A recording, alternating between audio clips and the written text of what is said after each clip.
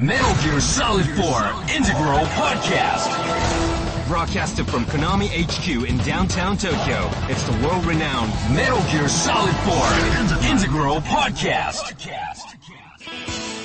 Okay, everybody, welcome to episode number 7 of the MGS4 Integral Podcast. I'm here with Aki Saito. Hi, everyone. And Kenny Imaizumi. Hello. And my name is Sean Eyestone. And today we're continuing at the Eastern Europe Midtown stage. And we're continuing from 2 weeks ago at the Midtown Northwest sector. So you should have just...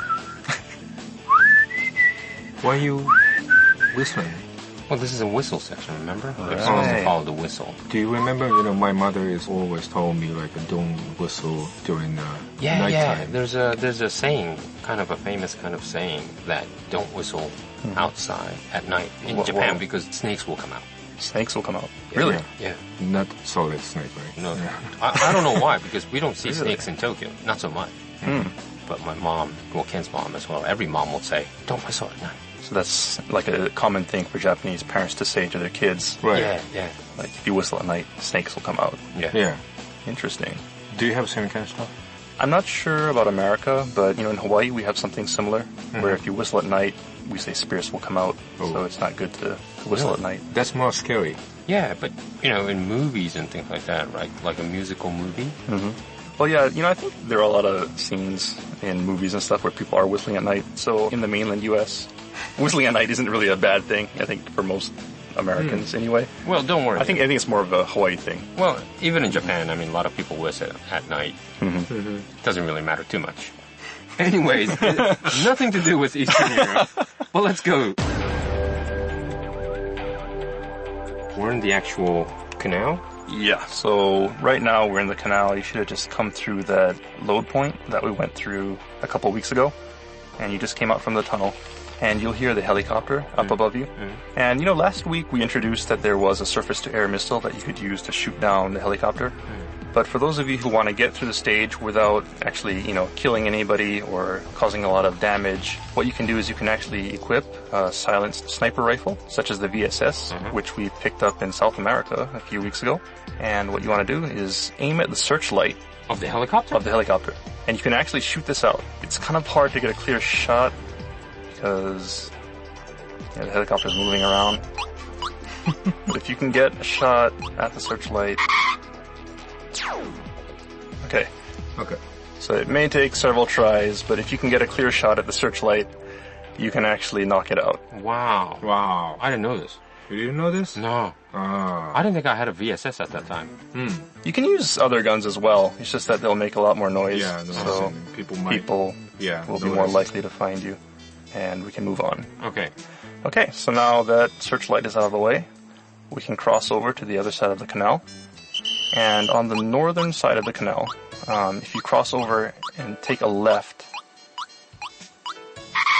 now, even if you use a silent sniper rifle, there's a good chance that, some people may come because you may trigger a caution phase. So just go ahead and put them to sleep.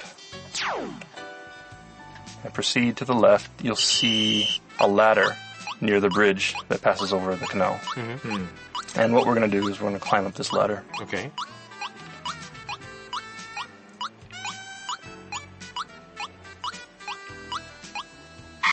Okay, then once you get to the top of the ladder, you'll see a doorway directly to your right. And there's like double doors that are open. So we want to head into here. And you kind of enter this narrow alley. And then at the end of that, there's another gate that's closed this time. At first glance, it may seem like this is a dead end.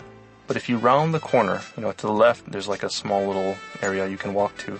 If you go to your left and look at the wall behind the door, there's actually a little hole here that you can crouch down and go through. And so when you're tracking, one of the resistance members, it's possible that he may actually come this way. And when he does, if you ever lose sight of him, a lot of people may think they lost him because they can't pass through the door. If you just go around the corner here, you can see that there's actually this small little hole that you can crawl through. So I guess there's no cheating whatsoever of the resistance route where he is going. So he never warps or just magically disappears. So there is a way that there's he always got a behind way. that door. Right. I see. And this also is based on reality. According to the design team, when they went to Eastern Europe, they actually saw this type of weird hole in the wall. Weird. They didn't know what it was for. It's just kind of there. It's not a door. It's too small for a normal person to pass through without crouching. But he was there, and so, it kind of struck them as just being really unusual, and they wanted to put it in the game because of that. And so here it is. Right, so what we're going to do is we're going to crouch down and head through this hole, but use caution because once you get out on the other side, there are a couple of PMC guards on your left. So as soon as you pass through the hole, turn to your left, and then look to the north, and you'll see a pair of PMC guards in the street.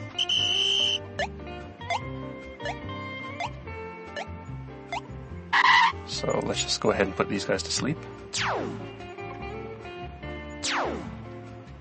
Okay.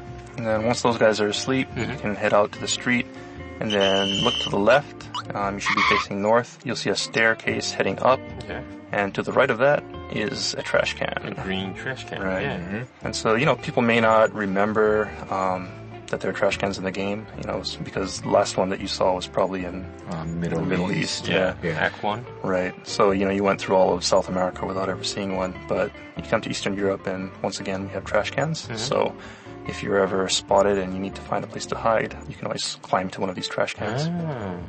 All right. But these are definitely different looking than the Middle East ones. Yeah, and that's something too. They were actually modeled after European trash cans also, so different from the Middle Eastern trash cans. All right, so next what we want to do is head up the stairs that are to the left of the trash can. And when you get to the top of the stairs, take a left. Yeah, you're on kind of a balcony kind of. Right. Yeah. And you'll see another set of stairs going down on the other side of this balcony. So head down these stairs. And then when you get to the bottom of the stairs, you'll see on your left-hand side, there's a bench, and then there's a bookstore display case. Yeah. So what we want to point out is actually in this bookstore display case. If you go into first-person view and look at this display case, you may notice some things that most people probably missed. In the bottom right-hand corner, you'll see someone who probably looks familiar. Well, it's really low res, so maybe you don't recognize him, but that's actually Otacon. You can kind of see from his profile. Yeah. Another thing that, really hardcore trivia buffs may get a kick out of is that one of the development team is actually featured on one of these books as well. So if you look at the center row above Otacon and count to the fourth book from the right, the cover to this book features our lead artist, Negishi-san. Oh, this is a small book, kind of. Yeah, it's kind of like a small book. It's the fourth from the right. Yeah. And it's kind of like a blurry photo of someone standing there. He's actually holding a drink and drinking. It's really hard to see. Wow. But, for the really crazy trivia buffs, this is actually our lead artist. But, this is, very, very rare. Yeah, it's a very trivia, but, who will be happy about it? Well, a lot of fans, a lot of Metal Gear Solid fans are. But they don't even know what kind of face. Well, that's true. But that's true. But this is maybe his family will be happy about this. My dad is on. Actually, maybe his family will not even notice this picture. The funny thing is, Negi-san himself didn't notice this picture. The artist who actually made this stage kind of told him that he was actually in the stage. And we have to find some pictures for the books. Yeah. So maybe they didn't have a choice. Yeah. So they decided to choose him, and so he's in here without him knowing. That's sweet. Okay, so that's the bookstore display case. Just a bit of trivia for the real trivia buffs. And so from the bookstore, turn around, and here the road splits. You'll see the road where the two PMCs are, and then there's a truck next to that, and then there's another road that angles off towards the north. Heads kind of down. Right, and kind of heads down a slope. Yeah. We're going to take that road that heads to the north. Okay. Okay, so as you near that road, you'll come to another load point. That goes to the Midtown North sector. And so we're going to jump in here and we'll see you on the other side of the load. Okay, we're in the Midtown North sector. All right, so you come out in the Midtown North sector, and as soon as you come out, you'll see a couple streets ahead of you, one kind of angling off to the left, and another one to the right. So take the one that heads to your right. And as you walk forward, you'll see an alley on your right near this Golden Fish restaurant. Oh, it's a restaurant. Golden Fish Golden restaurant. Fish. Wow, sounds yummy. Yeah, so take a right near the Golden Fish. And we're gonna enter this. And we're going to enter this little alley here. Follow the alley. It kind of turns to your left and then comes to intersection here. And what you want to do is take a left at this intersection. You'll see straight ahead, you can see the front of a van. And when you get to the street, just stop here for a second. You know, people may recognize this area as where, you know, if you follow the resistance member, you know, there would be vehicle patrols around this area. Yeah, you need to kind of hide. And, you know, just kind of to offer a little bit of advice to people who are playing this. If you want to hide really quickly, the best way to hide on the stage is actually to use the cardboard box or the barrel. And, you know, the reason for that, of course, is you can lay down on the ground and you can absorb the camouflage pattern. But it takes time, right? But if you use the barrel, you can quickly jump in and out. You can have a much easier time while you're trying to avoid these vehicle patrols.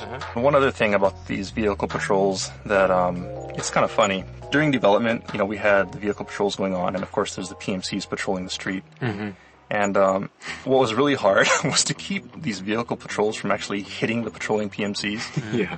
Because, you know, the vehicles would just come charging down the road. Yeah. The PMCs would be walking, and bam, they'd be hit, you know. And so we had to come up with ways to keep that from happening. And, you know, at one point we figured, okay, I think we kind of got it. You know, the vehicles will stop and, you know, they won't run over the guy or whatever. But there's actually ways that you can get around that.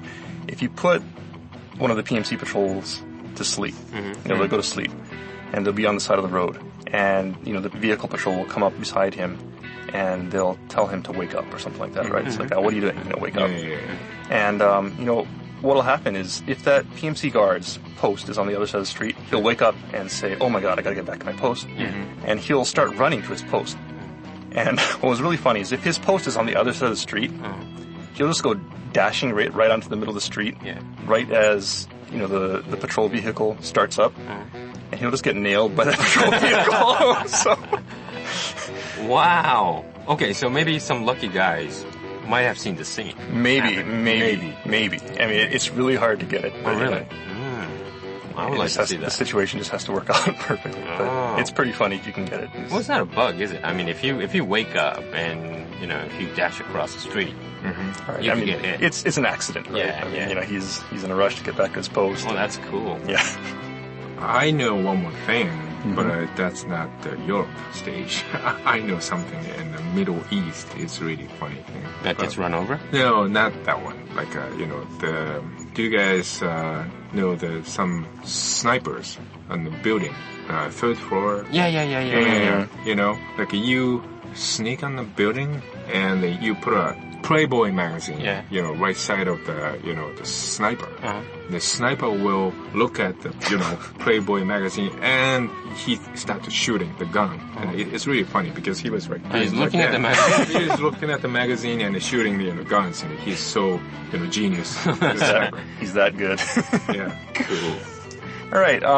You know, one other thing that kind of stands out while you're standing at this intersection is if you look straight ahead, there's a manhole in the street leading down to the sewers. And this is kind of a painful story to tell, but, you know, originally you actually were able to go into these manholes and go down into the sewer. Yeah. So, you know, the idea was while you're tracking this resistance member, sometimes he'll crawl into these manholes and you'll have to follow him down and crawl through the sewer, things like that. But unfortunately, for various reasons, you know, for gameplay reasons, for camera reasons, for VRAM reasons, and just, you know, time limitation, we had to take that out. All right, then where do we head next? All right, so from this manhole, you're facing the manhole. What you want to do is turn to your right and head down the street. You'll see a parking sign in the distance, as well as a van parked next to that parking sign. And so what you want to do is head up onto the sidewalk, go past that parking sign, and keep an eye on your right. And you'll see a staircase heading up on your right. So let's just head up the staircase. And when you get to the top of the staircase, on your right, there's a door that leads to this small little empty lot. Kind of a garden. Right, kind of like a garden. And, people may recognize this place when they're tracking the resistance member. This is where the resistance member, of course, ducked into this door and changed into his PMC uniform. Yeah. One thing about that, I think a lot of people probably didn't realize at that time, and a lot of the team actually didn't realize until later, is that when he changes his uniform, it's actually not identical to the other PMC soldiers. If you look really closely, you can see that his helmet is actually just slightly different from the other PMC. The character designer, the character artist who was making, the resistance guys, when he was making these characters, he wanted to just add a little variation in there, just to say that, yeah, he has a PMC uniform, but he's not a real PMC, so his uniform doesn't exactly match with everyone else's uniform. And so for people who are very attentive, you may have noticed that. For those who didn't, next time you play, try and take a look at his helmet. Okay. What's next in our tour? Actually, in the last program, we mentioned that you could listen at the doors to houses and hear, sounds coming from the inside of the house. So what I'm going to do now is take you to one of those houses and point out something that's kind of cool. So from here, head back outside and back down the stairs that we came from. You should be heading north. Then on your right, you'll see a pair of PMC soldiers standing next to a barrel. If you're the violent type, you could go ahead and blow up that barrel. Otherwise, you can just go ahead and put these guys to sleep.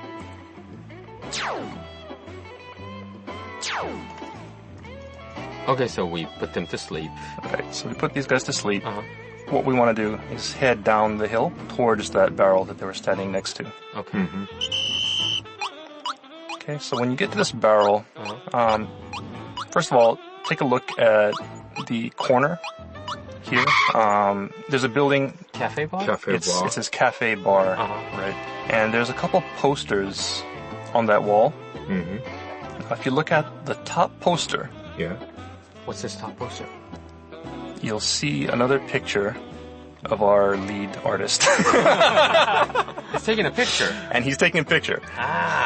So this is actually a picture of him taking pictures in Eastern Europe. Wow. Doing, research. Trivia. Trivia within trivia. Pictures within pictures. Is this real trivia? Yeah, it's Negipi. Yeah. Okay. Enough. It's enough. Where are we heading, Sean? All right, so let's just follow this wall. Okay, so you're looking at the picture, the poster the cafe bar. of the cafe bar, and just follow this wall. It'll head up this slope to the left. To the left. Of the poster, follow to the left of the poster, and kind of head up this slope. Okay. And you should be heading kind of to the northwest. All right, so walk up the slope. But slow down as you get to the top of the slope because on your left you'll see 3 PMC soldiers. Wow, 3 facing away from you. Yes. Okay, so let's just go ahead and put these guys to sleep.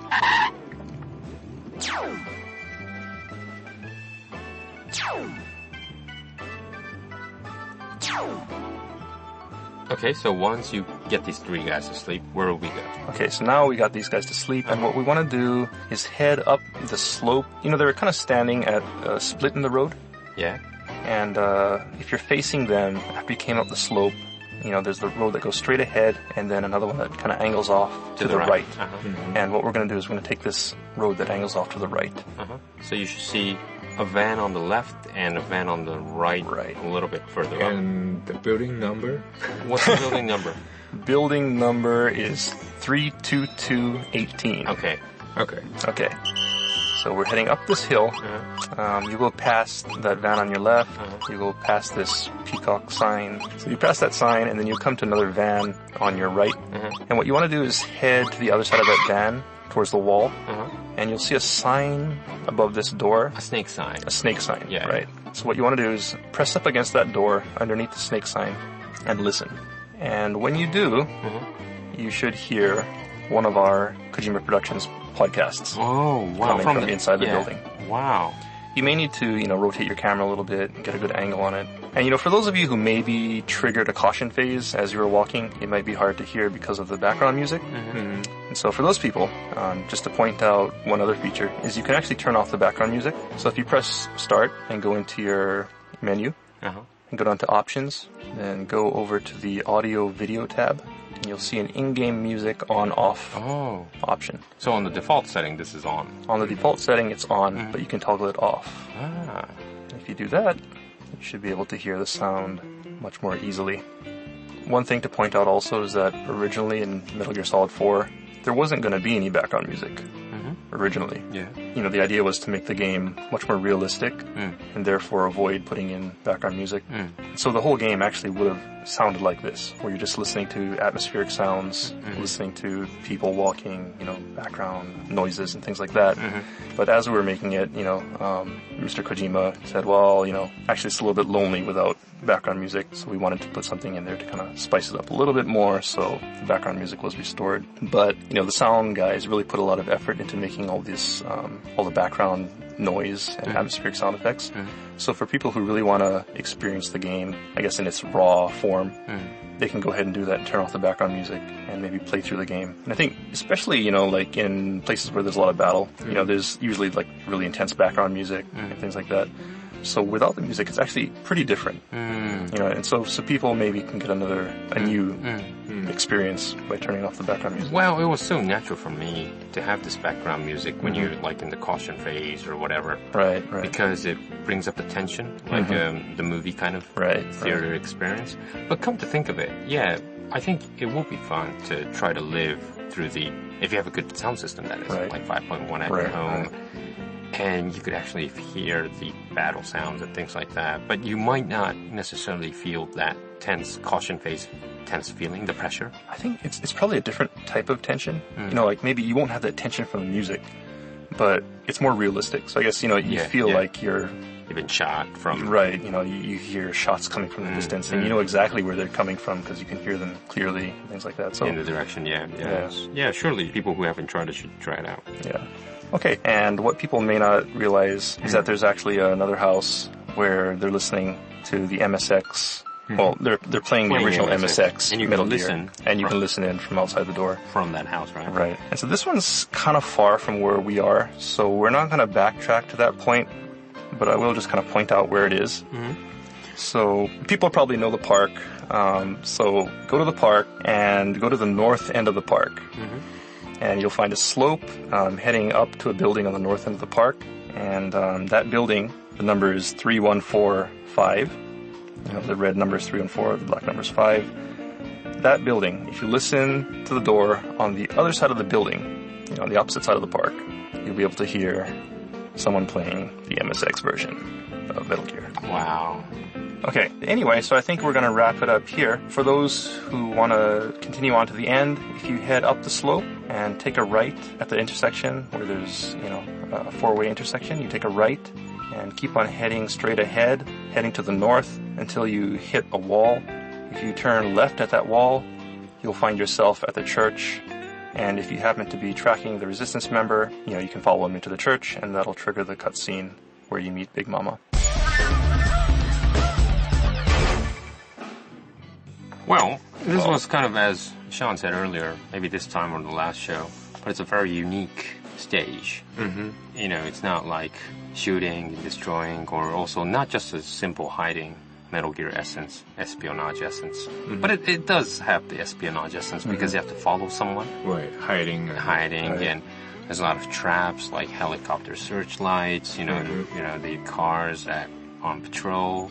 Well, it's a famous story that, first of all, that we had this boot camp session by Kojima Productions. Yeah. Where we invited, how many, 20? I think 20 plus people. 20 plus people from Europe and from America to come down to Japan. And we kind of went up north of Tokyo, a little bit far away, quite to a resort area, where we have our, we can't say it officially, but a secret hideout of Konami's secret hideout. Right. Kind of a training kind of camp. That's why we call it boot camp. But so we wanted to invite these press people to kind of ask their feelings about how MGS4 is, because it was almost connected till the end. So we wanted people to play through it and so give like us feedback. To these very limited people. Right. mostly in the daytime. We were in this meeting room, and we set up all the PS3s on a good high def. Right. We brought the PlayStation 3 from Tokyo, and high def TV, and we set it up the whole thing, whole system. Everyone was enjoying because it got excited, right? Yeah. And we were really excited too to set this up and watch these, 20 press people play MGS4 for the first time. But until the point when they entered Act 3, which was this Eastern Europe stage. Because I think it was quite difficult. Yeah. Well, first of all, there was a couple of bugs. Yeah. And it was really hard. Right. And a lot of people got stuck and couldn't find a resistant member, couldn't stay onto it. People started shooting at people, thought that it was the way to clear it. Yeah. Some people killed a resistant member. Of course, you could do that. But people thought that, how do I clear this? And some guys are taking a long time, like 7 hours. 7 hours. Wow, 7 hours. Yeah, playing that stage and trying to reach the goal. And some guy was really very upset. Yeah, very upset. But the thing was, we didn't want to I have played that stage before that boot camp, and so have the team members. Right. Also, Hideo Kojima was there watching these press people play, but no one was supposed to give them direct orders how to clear it. Right. Because that won't really help the development people for the feedback. Right. But we were almost like Ken was almost, telling a couple of guys saying, no, don't go there, hide here, stay here for a while, things like that. Right. But a lot of people got really, really furious, frustrated. Yeah, very frustrated. And, that made Hideo really upset to some point. And he sent an email directly to the team back in Tokyo. Saying, there's a bug here. What are you guys doing? Things like that. Right. Well, there were some bugs, that's true. Yeah, at that stage. Some people got stuck, And Shinta Nojiri, some people know him. He was handling this stage and... the stalking scene. Just stalking scene, right? Yeah. Not the whole Eastern Europe. Right. But the stalking scene was just 6 hours or 7 hours stuck here. And Shinta Nojiri was, very serious. I mean, he took the problem very seriously. Right. And, he started to fix it. But it was kind of found out that there was just a couple of guards, really off where they weren't supposed to be. So you could kind of almost, crawl up behind them or something without them noticing you. But because of this couple of guards stationed at just a fraction away from each other or something, that made it really hard. Right. But we found out that this would be a disaster if we released it as it was. But it was good that we did this boot camp. Yeah.